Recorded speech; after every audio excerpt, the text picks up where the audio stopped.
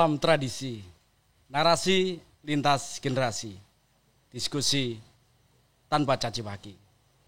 Perbincangan di ketoprak tadi mengingatkan kepada kita bahwa betapa pentingnya kita membahas soal-soal kebangsaan jika dikaitkan dengan lokalitas nilai-nilai tradisi. Ini penting buat kita untuk melihat bahwa hal-hal yang besar itu sesungguhnya harus dipilari, harus dimulai dalam praksis empiris. Ada yang bertanya buat kita semua, apa hubungannya kebudayaan lokal, perspektif lokalitas itu, tradisi itu, buat membangun kebangsaan. Kita beruntung, kita hadirkan siang hari. Kali ini kita akan mendiskusikan itu dengan menghadirkan narasumber yang sangat kompeten di bidangnya. Membahas persoalan hubungan narasi lokal dengan soal kebangsaan. Kanjeng Pangeran Haryo Notonegoro. Beliau adalah pengageng di Keraton Yogyakarta yang itu nanti akan kita ajak untuk mendiskusikan, membahas ini semua. Dan saya ajak juga nanti Mirna, generasi milenial yang akan membincangkan soal ini.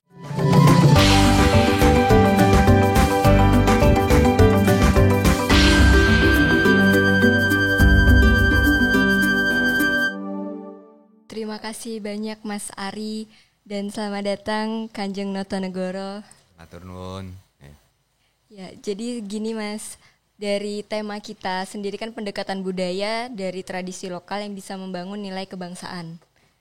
Nah, dari tema itu saya ingin menanyakan bagaimana apakah Mas Kanjeng sendiri itu setuju dari pendekatan tradisi dan budaya tersebut bisa membangun nilai kebangsaan? Ya. Jadi kalau saya bukan sekedar setuju, tapi itu memang menurut saya sudah harusnya seperti itu. Ya. Jadi begini, bangsa Indonesia ini pada saat bukan hanya Indonesia ya, tapi di seluruh dunia sebetulnya, yang namanya nilai-nilai kebangsaan itu biasanya digali dari sejarah dan tradisi. Gitu. Jadi bangsa Perancis itu menyatakan dirinya sebagai bangsa Perancis karena dia berbahasa Perancis, karena dia memiliki tradisi-tradisi, kan seperti itu. Gitu. Nah, kita juga menjadi orang Indonesia karena kita mempunyai adat, tradisi, nilai, values yang kita yakini. Begitu. Nah, kebetulan kalau Indonesia terdiri dari berbagai macam suku bangsa ya, toh. Nah, ini memang luar biasa. Tapi itu harusnya tidak menjadi halangan gitu. Mau tradisi Jawa, tradisi Bali, tradisi Sunda, semua itu Indonesia begitu. Yang jelas bukan, itu kan tradisi Korea, adat Jepang nah itu kan jelas bukan Indonesia. Tapi kalau yang asli, ya itu bagian dari tradisi kita. Jadi menurut saya ada masalah itu dan ada kepentingan sebetulnya, ada kepentingan di mana kita perlu melihat tradisi kita sendiri ini sebagai suatu kekayaan yang bisa diapresiasi dan dinikmati oleh generasi muda sekarang gitu. Sekarang kan yang menjadi concern terbesar saya itu adalah anak-anak muda sekarang kok lebih hafal lagu-lagu Korea, lebih bisa kalau ngedance Korea itu jago-jago sekarang gitu ya. Bener, dandanan juga dandanan Korea gitu. Sementara kalau harus pakai batik aja, nggak usah pakai berbusana Jawa, pakai batik aja kuno. Rasanya berat sekali. Rasanya kok kuno, kayak bapak-bapak gitu kan. Padahal itu tidak seperti itu. Nah, ini yang menurut saya menjadi suatu concern yang mungkin bisa menjadi perhatian. Ya, bagaimana peran nyata dari tradisi dan budaya tersebut bisa mengangkat nilai kebangsaan juga ya. Betul. Dari tadi yang Kanjeng bilang juga kan dari kayak K-popers sekarang ya. Jadi kan lebih ke dance lagu gitu. Itu gimana caranya kita tuh tetap bisa menaruh ke dalam situ tuh ada yang lokal, tradisi budaya lokal tetap Indonesia, bukan Korea, bukan Jepang. Betul gitu. Nah, ini sebenarnya begini. Kalau menurut saya itu pelekatan nilai bahwa tradisi lokal itu kuno. Nah, ini yang sangat luar biasa. Padahal yang namanya tradisi lokal ya tidak kuno, sampai sekarang itu masih tetap tradisi kita. Itu tidak berubah gitu. Bukannya kuno, tidak. Ini tradisi yang melekat kepada jati diri kita. Sampai 100, 200 tahun, 1000 tahun lagi itu adalah budaya yang melekat dengan jati diri kita gitu. Jadi tidak bisa dikatakan kuno. Kalau kita mengatakan itu kuno berarti kita kuno. Kita sendiri kuno. Iya, itu kan sudah melekat gitu. Jadi cuman memang betul yang disampaikan Mbaknya tadi bahwa ada permasalahan di mana ini kita harus menyadari. Kami sebagai pegiat budaya dan teman-teman Mas Ari juga ini harus menyadari dan menerima bahwa kebudayaan-kebudayaan asing dengan kemasannya yang seperti itu menjadi lebih menarik, menjadi lebih dekat dengan anak-anak muda, menjadi bisa diapresiasi. Padahal itu sebetulnya menurut saya hanya kemasan saja, tidak isinya. Kalau isinya sebetulnya punya kita juga menarik, cuman kemungkinan ada permasalahan di mana kita itu tidak bisa mengemas itu dengan kemasan yang membuat sajian-sajian tersebut dan budaya tersebut menjadi menarik bagi generasi muda. Jadi bagaimana kita mengemasnya ya Mas, Betul. bagaimana kita mengemasnya agar budaya lokal itu tuh tetap bisa menarik perhatian. Betul. Apalagi generasi milenial sekarang. Betul. Nah kalau dari Mas Ari mungkin punya pandangan tersendiri dari budaya lokal itu kayak gimana? Apakah benar-benar berperan nyata untuk membangun nilai kebangsaan tadi? Kalau kita bicara tentang kebangsaan itu memang cara pandang kita harus lebih adil di dalam memperlakukan lokalitas. Yang tadi disampaikan oleh Kanjeng Noto misalnya, negara-negara dimanapun itu selalu menghargai kebudayaannya. Kita punya memang pengalaman buruk ketika penghancuran praktek-praktek kebudayaan lokal dengan cara mensentralisasi, mensimplifikasi dan menghomogenisasi. Akibatnya apa? Corak lokalitas itu dianggap ancaman. Yang kita harus lakukan sebetulnya kebangsaan itu akan hadir, akan bisa mampu menjadi kuat kalau lokalitas itu dengan pluralitas yang ada itu dihadirkan gitu. Saya kira cerita dari Kanjeng Noto itu mengingatkan kepada kita yang tadi juga sempat disinggung di dalam ketoprak tadi bahwa orang sejak awal itu punya stereotip yang buruk tentang praktek-praktek lokalitas seperti nari. Nanti bisa diurai lebih jauh Kanjeng Noto, apakah sebetulnya setiap tarian sebagai sebuah produk budaya itu punya nilai-nilai filsafatnya. Tentu kita akan gali ke sana dan justru yang kita selama ini yang perlakukan tidak adil adalah dia hanya dilihat pada sisi tampak permukaannya saja gitu. Sehingga seolah-olah yang membicarakan soal kebangsaan itu narasi gede yang di atas sana. Akibatnya apa? Tercerabut dari bawah gitu. Yang kita harus pikirkan adalah menghimpun energi kolektif dari lokal itu. Dengan cara pandang itu saya punya keyakinan bahwa ini akan menggeser diskursus kita yang sekarang ini makin dikotori oleh umpatan emosi-emosi sehingga merusak kebangsaan. Coba belajarlah dari lokalitas itu, ternyata ada filsafat, nilai-nilai yang menghargai kesantunan, soal etika. Nanti Kanjeng Noto pasti bisa menjelaskan soal itu. Ya benar. Dan bagaimana kalau menurut Mas Ari dan Kanjeng Noto untuk mengajak generasi milenial seperti saya untuk bisa melestarikan budaya lokal, tidak yang kayak K-popers tadi kan. Jadi kalau saya sendiri memang lebih budaya luar kayaknya lebih asik nih karena saya tidak mengenal budaya lokal di sini. Ya. Nah itu masalah terbesarnya begitu Mbak. Jadi kalau orang bilang kan tak kenal maka tak sayang. Ya toh. Nah permasalahannya sekarang platformnya itu sudah mendunia. Jadi kalau kita mengakses YouTube itu konten dari seluruh dunia ada di situ. Di mana konten-konten yang dari kita itu jumlahnya terbatas. Gitu. Jadi otomatis begitu orang masuknya ke YouTube melihat mencari suatu entertainment atau tarian begitu, melihat tarian dari Korea itu sajiannya mungkin ada ribuan begitu, sajian tarian dari kita mungkin 1 atau 2 begitu. Perbandingannya kurang lebih seperti itu. Akibatnya otomatis tentu teman-teman anak-anak muda milenial itu tidak mengenal. Kalau kenal aja tidak, apalagi gimana mau suka kan gitu. Nah ini juga saya menyambung apa yang disampaikan oleh Mas Ari tadi. Jadi betul daerah-daerah itu dengan pluralismenya itu sebetulnya kan kita harus ingat bahwa dulu nenek moyang kita itu sempat bersepakat untuk menjadi satu bangsa. Gitu Mas Ari. Bersepakat. Jadi bukan hanya di Jogja saja, tapi di seluruh Indonesia itu menyampaikan komitmennya untuk mendukung Negara Kesatuan Republik Indonesia begitu. Di berbagai tempat pasti sama saja, cuman kami dari Jogja misalnya memberikan contoh bagaimana tradisi sebuah tarian itu diawali oleh Sri Sultan Hamengkubuwono pertama, Pangeran Mangkubumi, yang menciptakan tarian gaya Yogyakarta itu kan asal mulanya itu. Di mana tarian tersebut sangat diwarnai oleh nilai-nilai kepahlawanan. perjuangan begitu. Jadi tarian-tarian gaya Yogyakarta itu penuh dengan nilai-nilai perjuangan.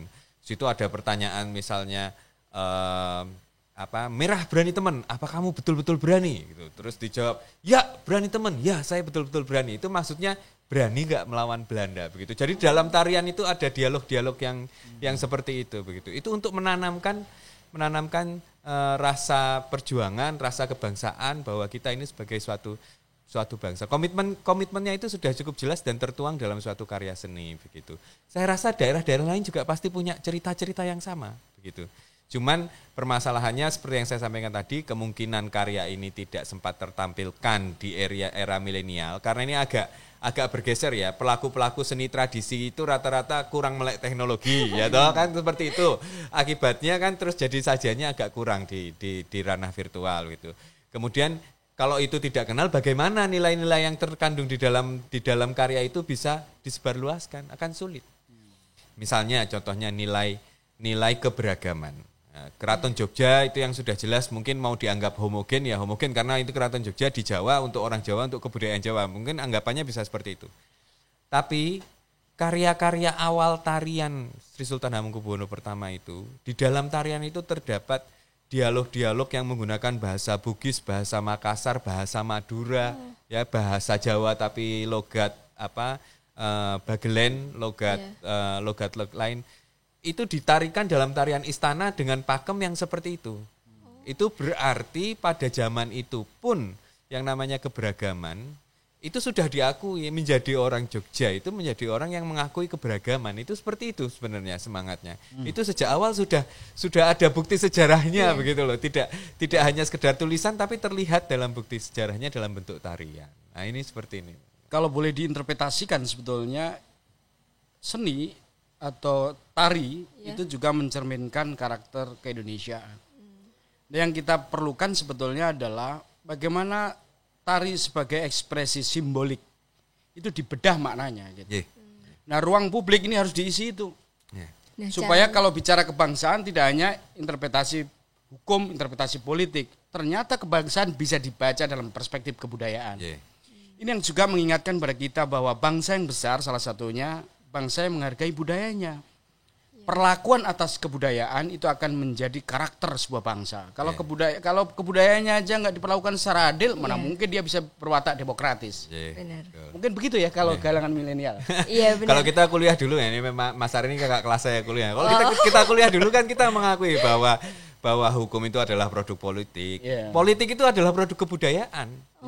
Politik itu adalah suatu produk kebudayaan. Iya. Kebudayaan. Jadi bagaimana kebudayaan itu berkembang, kemudian dari zaman city state Aten dan sebagainya, bagaimana mereka memilih pemimpin dan sebagainya, itu kan adalah suatu produk kebudayaan gitu.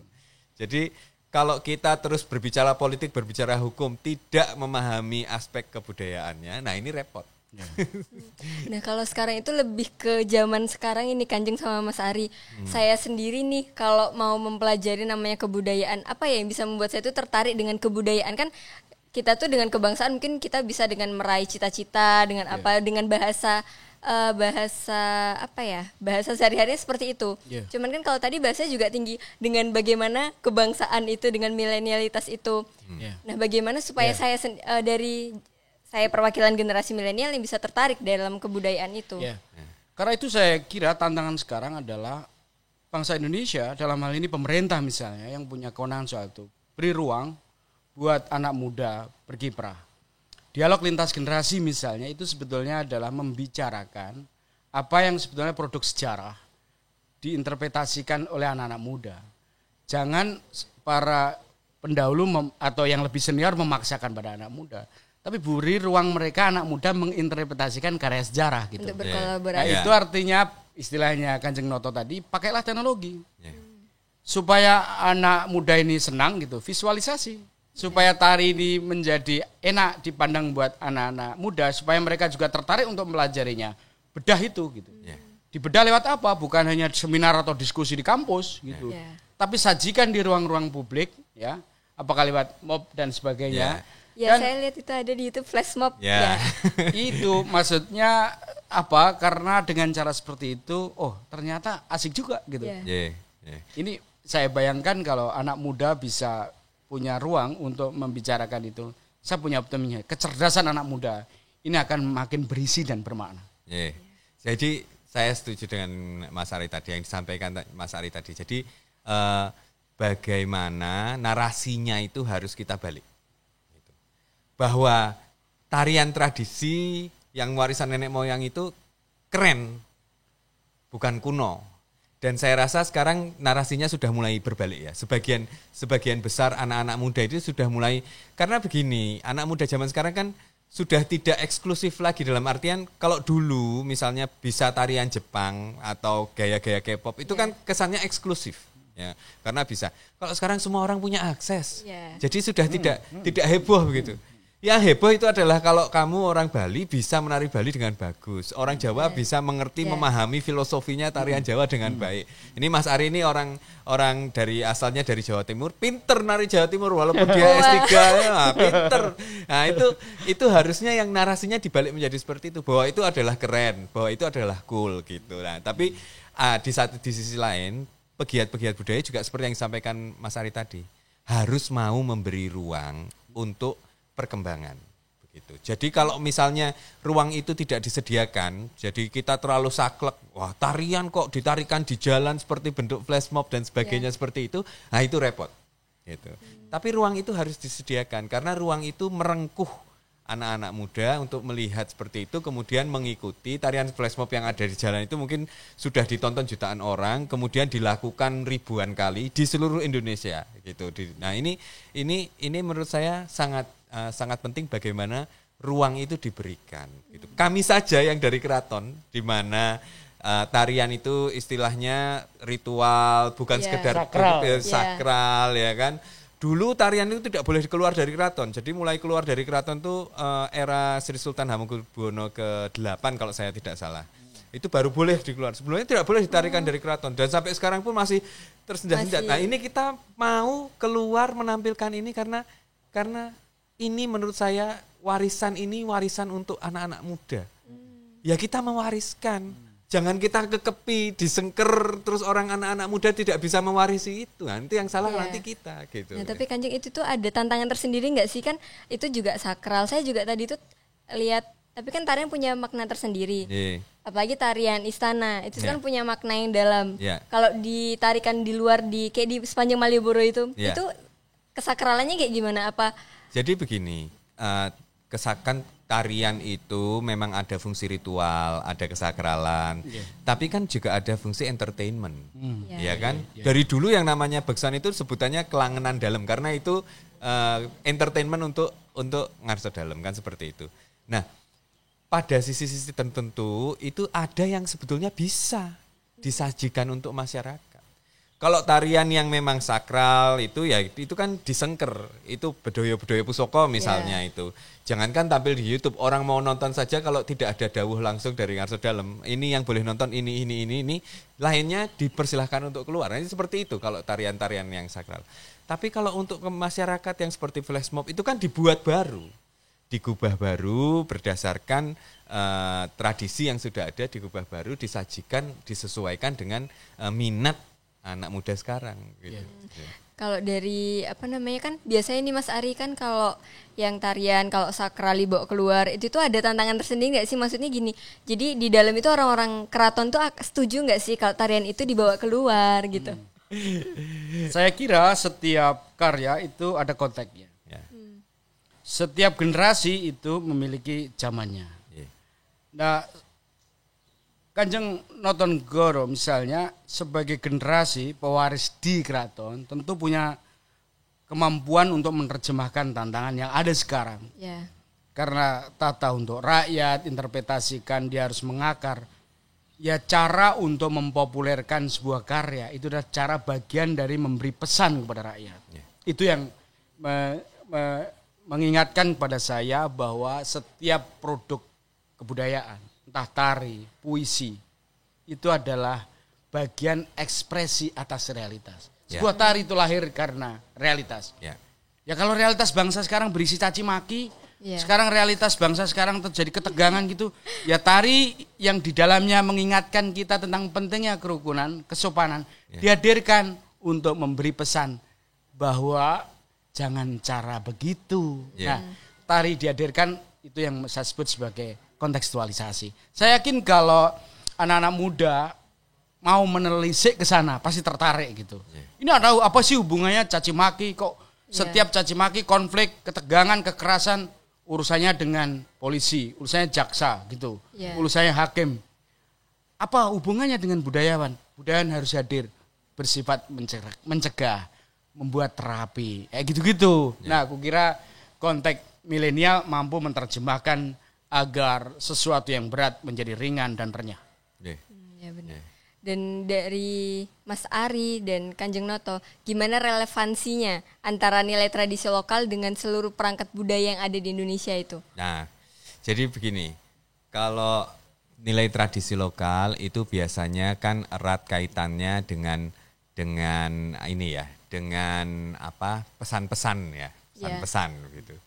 Jadi misalnya kalau di Keraton Jogja itu seorang penari itu harus mengikuti langkah-langkah tertentu. Nah, di mana langkah-langkahnya ini sampai dia bisa menjadi penari itu nggak mungkin lah. Kalau seorang penari keraton itu kemudian mengeluarkan caci maki, cercaan ataupun ikut kelitih, itu sudah jelas tidak mungkin. Karena disiplinnya itu sudah dari zaman ratusan tahun itu seperti itu. Mau naik pendopo aja harus nyembah dulu, harus jalan jongkok. Kan nggak mungkin terus di jalan dia kelitih-kelitih, kan nggak mungkin. Nah itu jadi itu adalah efek-efek yang bisa berkaitan begitu. Jadi ini yang menurut saya perlu diperhatikan. Bisa membentuk perilaku. Membentuk karakter ya, membentuk karakter. Mungkin kita bisa sambil dengerin. Mungkin kita bisa break sejenak dulu ya. Sambil kita sedikit merenung ya, kira-kira apa yang disampaikan oleh Kanjeng Noto Negoro itu mengenarasi sebagai sebuah tari, sebagai sebuah teks. Itu tingkat kedalamannya tentu buat kepentingan bangsa tinggi sekali. Tapi tentu kita nanti akan ulas lebih jauh. Hari gini pilih ketengan paling unlimited. Unlimited senak jidat. Unlimited sampai gondrong. Unlimited sampai lumutan. Unlimited sampai jempol panas. Dengan kuota ketengan unlimited sekelas Telkomsel. Aktifkan di My Telkomsel. Hari gini pilih ketengan paling unlimited. Unlimited senak jidat. Unlimited sampai gondrong. Unlimited sampai lumutan. Unlimited sampai jempol panas. Dengan kuota ketengan unlimited sekelas Telkomsel. Aktifkan di My Telkomsel.